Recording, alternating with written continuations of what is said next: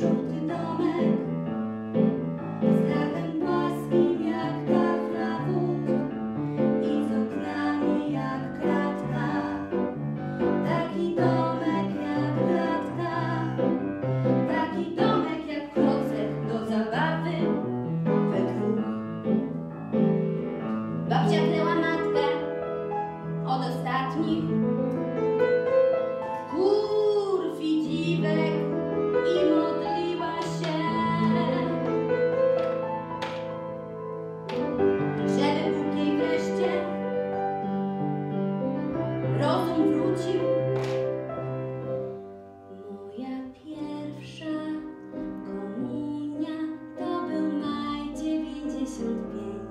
Miałam białą sukienkę, włosy w koczek, piętę w termometrze, podskoczyła rtęć.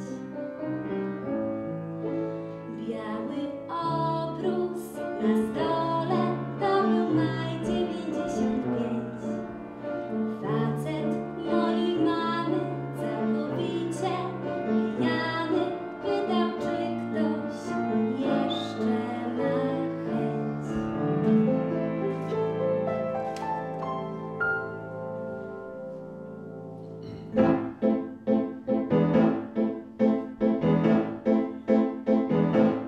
Pierwszy raz się całowałam w toalecie, gdy na polskim powiedziałam, muszę wyjść.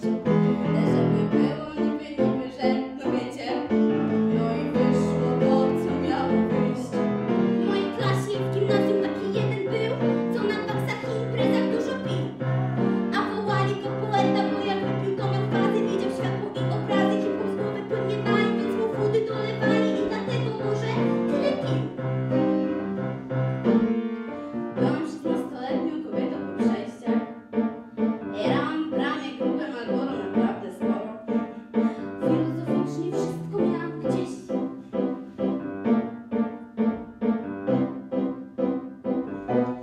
Pomyślałam, że podbiję Warsaw City, bo stolica to stolica w końcu nie. Podszkoliłam trochę English ze słownika, babci wzięłam